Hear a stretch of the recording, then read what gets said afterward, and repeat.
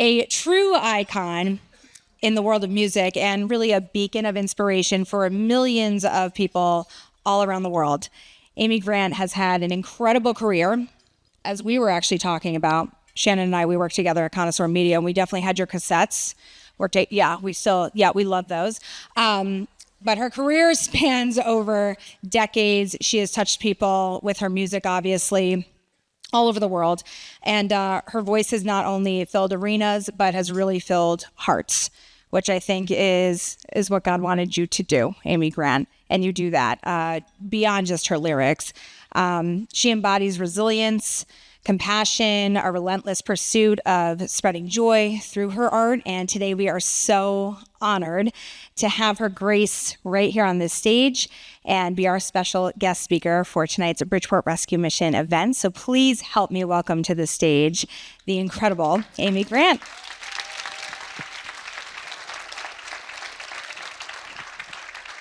I know,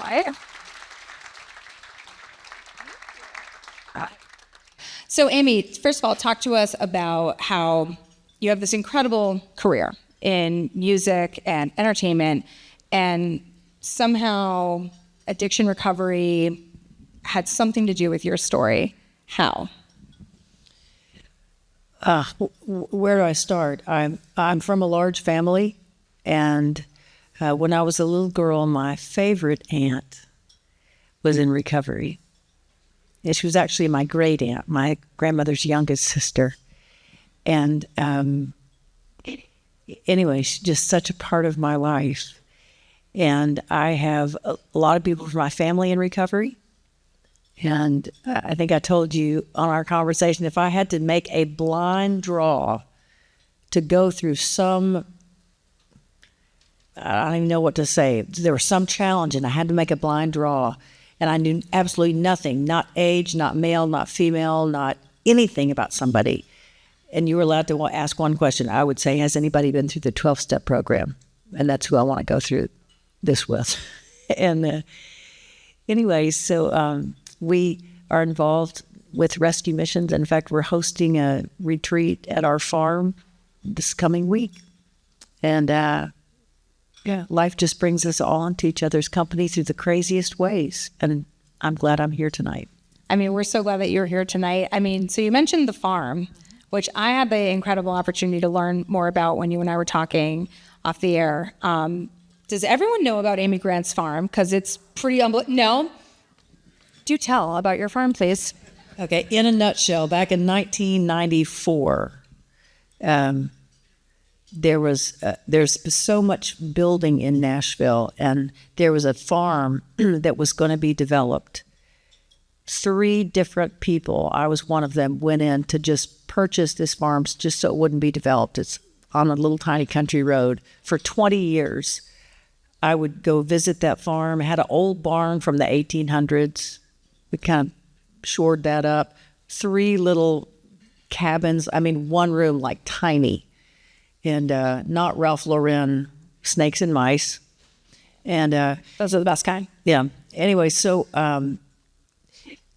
after about 20 years of owning that farm, so the year is 2014, and I was driving my dad. Is this a story you can tell? I love this story. So my mother had already passed away in 2011, and my sisters and I have 3 older sisters, and on Sundays we would take my dad for a drive, and it was hard to take him alone because he'd lost all communication skills because of dementia. But we would just drive around Nashville, drive through old neighborhoods, try to find things that might interest him, and he mostly just liked to be in the car. And so this one particular day, I was in the driver's seat. My father was in the front passenger seat with his pull-up on a pad, just letting you know how digressed he had gone. 2 of my siblings were in the back and another friend.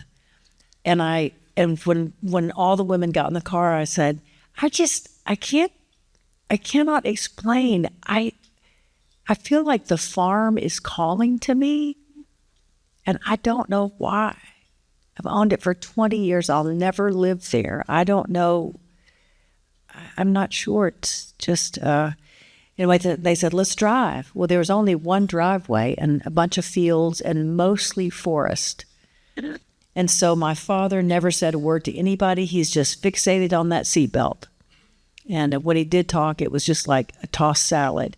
And one of my sisters in the back seat said, well, like, what are you thinking? I said, I don't know. I just feel like I get so much from walking in the woods here. But I work so hard. Sometimes I'm only out here 2 or 3 times a year. We just kept it from a development.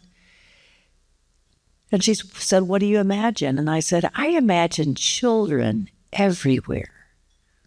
I imagine women. I imagine people that need a place to come and feel safe, maybe just like having retreats or campouts, or we're not zoned for any of this, by the way. But anyway, I think I yammered on for 2 hours and I was so emotional the whole time. And at the end, the friend said, what if this is the adventure of the rest of your life? And I said, well, I don't know how that adventure starts. And she said, well, I think we should just say a prayer together that you stay out of the way. And I went, okay. So we drove up to the hillside where my mom's ashes are buried. And we all got out, and the 4 women and the friend, my dad was still playing with his seatbelt, but the window was down next to his seat. And she put her hand on his chest and said, Doc, I just miss my dad so much. I want to have my hand on a dad while we're praying. And my father made eye contact with all of us for the first time that day. And he said, this is all going to happen. We were like, what? And then he said, and there'll be great celebration. And the next thing out of his mouth was total nonsense. And anyway, so when somebody asked me, and I had a friend that we do all kinds of short things. I met with a lawyer and I said, how can I do this? I'm not zoned for anything. And he said, if everyone is your guest, if you never charge anybody for anything, if it's not a rental space, but everyone that enters the farm is your personal guest, you can do anything you want. And so that's how I got in now. And we've a few years now hosting retreats for men and women in the life recovery program at different rescue missions around the country. So I told you the farm was cool, right? Amazing. And so what is it that I guess resonates for you? Obviously, this is something that connects to your family and people that were really close to you. But when you see total strangers who are going through addiction recovery, are just trying to find that helping hand, what does that do for you? Why do you continue to work on this? I loved William's story. And we all need community. And Justin, I love your story as well. And to find a place, it can be a church, it can be the rescue mission, but to find community changes the future. And you know, I'm just taking it one day at a time. I don't have an overall plan, but yeah, those 2 success stories that we heard tonight are reason enough to get involved and just to say yes. That's kind of my strategy, no matter what comes to me, to kind of go with listen to my gut. And if it says yes, say yes. I know you've been working with rescue missions, including ones like ours at the Bridgeport Rescue Mission. What would be your message? Obviously, we have so many supporters in this room, but for others to encourage and to follow that lead of just less judgment, more love, more understanding, and just open-mindedness and being supportive. Yeah, well, life can turn on a dime. You know, any one of us could have some kind of change that would take away the things we count on, and we would be in a completely different scenario. And life changes on a dime for all kinds of people. And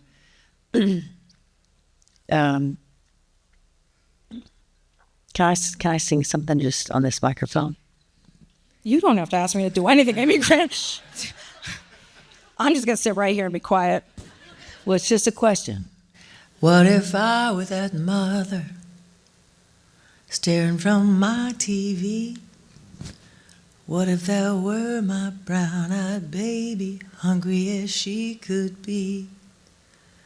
What if that were my family? What if that was my world? Waiting on water, waiting on a vaccine, waiting on someone to bring me a bag of beans. Lord, have mercy on me. Lord, have mercy on me. Lord, have mercy on me. Have mercy on me. What if I were that mother and I was waiting on me, the big success, so well dressed on the other side of the street, living with my distractions, 'cause life's been good to me. Maybe she's praying for a miracle. Maybe the answer is me. Lord, have mercy on me. Lord, have mercy on me. Lord, have mercy on me. Have mercy on me. 'Cause I was born in Georgia, where I could do as I please, and I can get my hands on just about anything I might need. Who's this homeless woman? Who is she to me? Could be mother, could be daughter, could be sister to me. Lord, have mercy on me. Lord, have mercy on me. Lord, have mercy on me. Have mercy on me. In my heart, we are all connected, all of us. And that's why I want to be involved just like you do.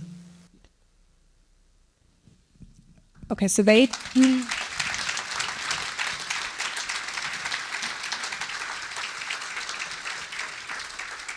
it strictly says in my contract that you weren't allowed to make me cry, so I'm just not gonna look at you anymore. Amy Grant, I tell you, I don't even know where to go with you. Can you just keep singing? Can I just be done and can you just keep singing? That would be like better for me and probably everybody, right? I mean, I think if Amy Grant keeps singing, I think that's what we want. That would be amazing. I think you're incredible. I think you're such an inspiration. I've known that since I was a little kid and I used to listen to you. And this is so neat. This right here is really cool. The fact that you're willing to talk to some wackadoodle is really wackadoodles. I knew it. I knew it. I've known for years. It's really amazing. I think that what you're saying, our entire world needs to hear. And I don't know how to get 1 million cameras in here and 1 million microphones hooked up to you, but I wish you could share that with everybody because, man, does our world need to hear that. I mean, our world needs to hear that. So thank you. You know what, to me, the real adventure is what happens through all the connection. I mean, the miracles happen when you we all have our scripts for life. We're all trained for whatever we do, but there's a point for everybody where you get to the end of your training. You get to the end of that script and you go, is this it? This was the whole ball of wax? Like, where was the thrill I dreamed of when I was a kid? And I'm telling you, the thrill is connection. The thrill is when surplus meets need. The thrill is when old meets young. The thrill is when cannot walk meets runner, and one carries the other. I mean, it's just, that's the fun. That's the adventure. Yeah, I think that's the whole purpose of us being here, right? Yeah, it's a beautiful thing. Amy Grant, amazing.